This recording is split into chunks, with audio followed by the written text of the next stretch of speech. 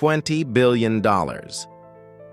That's the scale of the hydrogen pact Canada has just locked in with Germany, a deal that could redraw the map of transatlantic energy.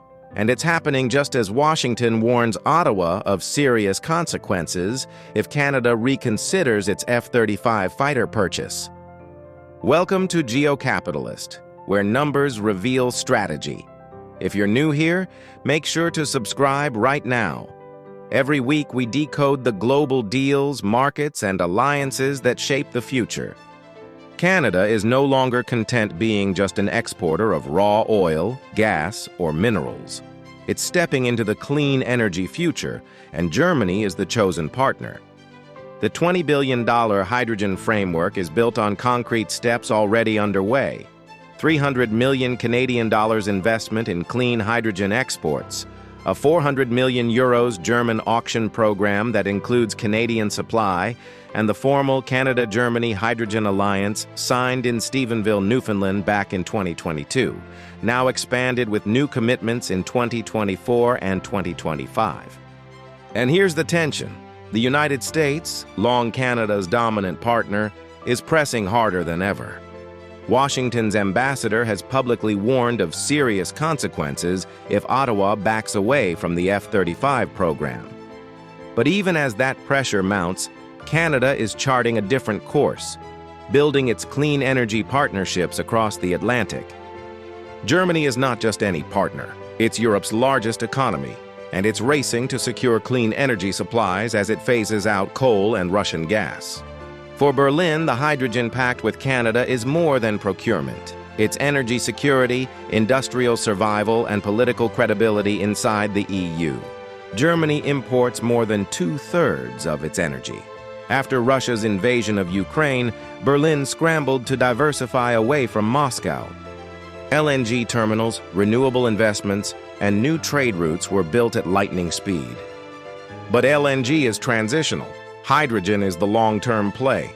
And Canada offers what Germany needs most: political stability, abundant resources, and Atlantic proximity.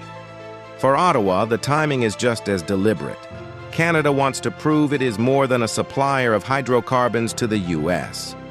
This deal is a chance to leapfrog into the clean energy future, with Europe, not America, as the primary customer.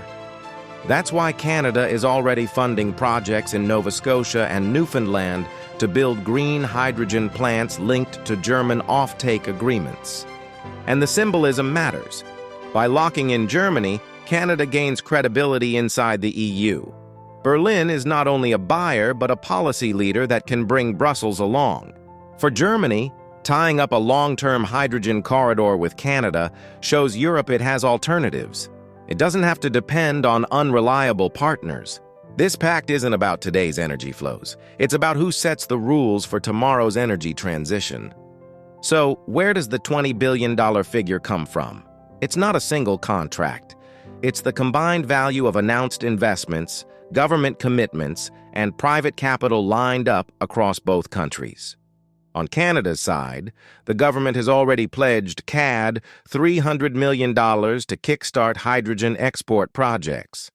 The centerpiece is Port Hawkesbury in Nova Scotia, where hydrogen produced from renewable power will be shipped to Germany. That project alone could reach billions once scaled. On Germany's side, Berlin has launched a $400 million hydrogen import auction, designed to lock in suppliers for the coming decade. Canadian firms are already shortlisted.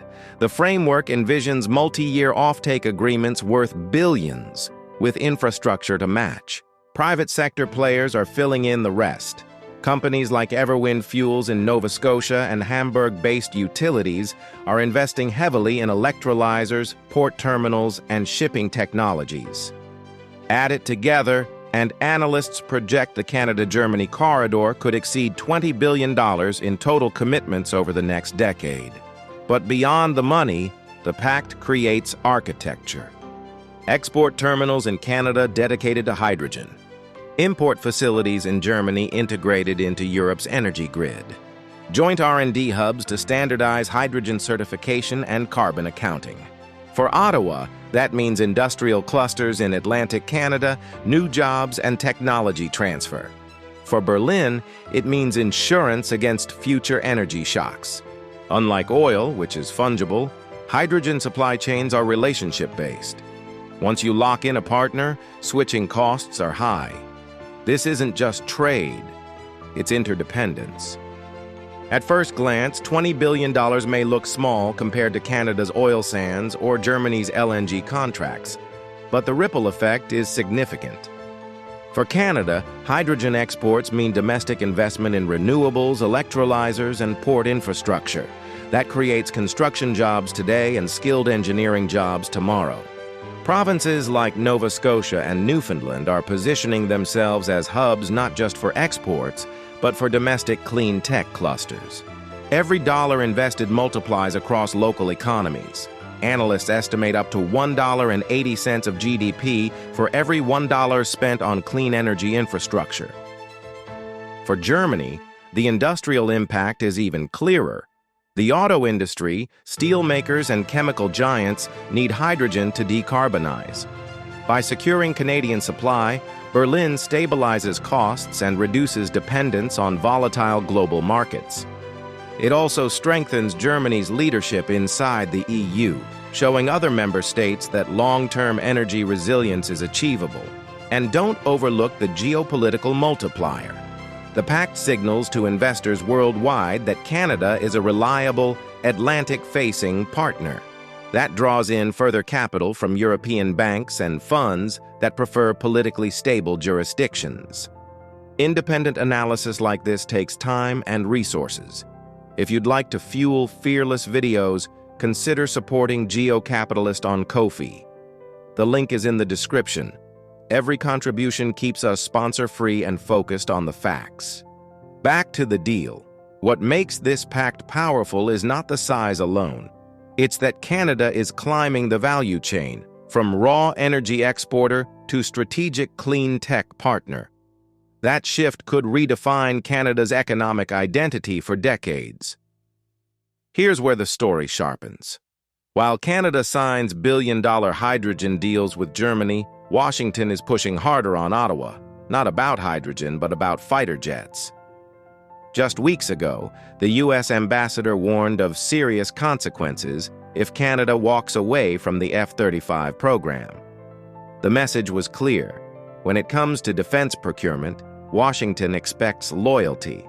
That warning spilled into headlines, framing Canada as an unreliable partner if it pursues alternatives. But zoom out, and the Hydrogen Pact shows how Ottawa is managing U.S. pressure. Canada isn't rejecting the United States, but it is diversifying. By anchoring its clean energy future in Europe, Ottawa reduces the leverage Washington holds. If U.S. tariffs or threats emerge, Canada can point to its billion-dollar deals with Germany as proof it has other options. For the U.S., the frustration is twofold. Canada's hydrogen exports to Germany reduce European reliance on U.S. LNG. Canada's diversification makes it harder for Washington to dictate terms unilaterally. But here's the thing. The Pact doesn't isolate America. Many of these projects still flow into North American supply chains. The U.S. indirectly benefits when Canada strengthens its clean tech clusters. The real issue is influence, and Washington doesn't like losing it. When Ottawa can say, "We have Europe," it signals independence, and that may be more powerful than any single contract. The Canada-Germany Pact didn't happen in a vacuum. Capitals around the world are watching closely. In Brussels, the deal is celebrated. Canada's reliability contrasts with the turbulence of other suppliers. Germany's leadership in the EU means this alliance could expand to include France, the Netherlands, and Nordic states. Europe sees Canada as a strategic Atlantic partner for the energy transition. On one hand, Washington supports allies investing in clean energy.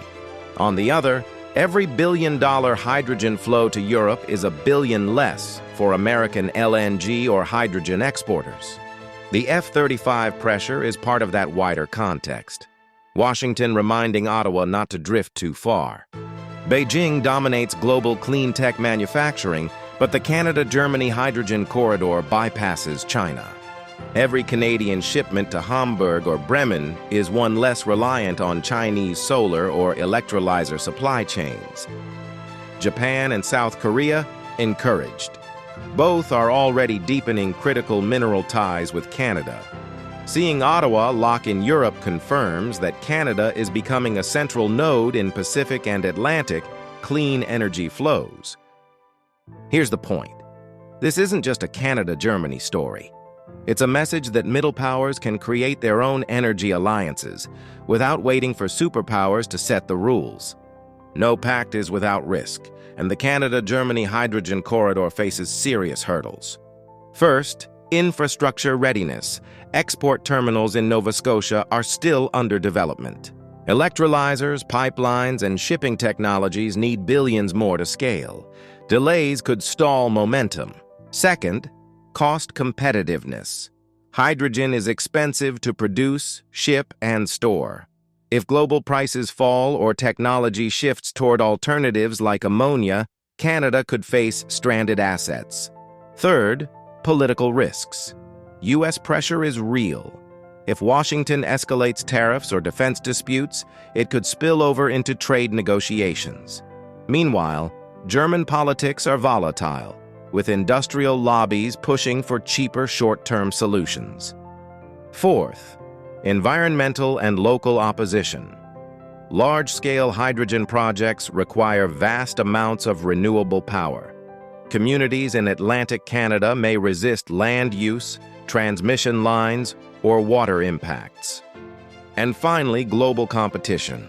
Australia, Chile, and Middle Eastern states are racing to capture hydrogen markets. Canada must scale fast or risk being sidelined. And this is the pivotal detail. While risks are real, the structure of the pact itself creates resilience. By tying Canadian projects to German offtake and EU funding, both sides are locked in. It's not just aspiration, it's mutual dependency. This isn't about whether hydrogen is perfect. It's about whether Canada can seize the moment and cement itself as a global clean energy player before others catch up. Here's the big picture. Canada and Germany's $20 billion hydrogen pact is more than a trade deal. It's a structural pivot. Canada is positioning itself as a clean energy hub. Germany is securing its industrial survival, and both are creating a corridor that redefines the Atlantic economy. For Canada, it's a signal, no longer just America's energy appendage, but a global supplier of the fuels of the future. For Germany, it's a lifeline, proof to the EU that clean energy security is possible with trusted partners. For the US, it's a warning. Pressure may no longer dictate every Canadian choice. And that's the big picture. Energy is no longer just about barrels of oil or cubic meters of gas. It's about hydrogen molecules, electrolyzers, and transatlantic trust. Whoever builds the corridors now will set the rules later. This is Geocapitalist, decoding Canada and Germany's $20 billion hydrogen pact, where energy meets geopolitics. If you found this breakdown valuable, make sure to subscribe. Your support helps us stay sponsor-free and focused only on the facts. Tell us in the comments, is Canada building true independence with Europe? Or is this just another hedge before US pressure intensifies? Either way, the world is watching. Thanks for watching Geocapitalist, and we'll see you in the next video.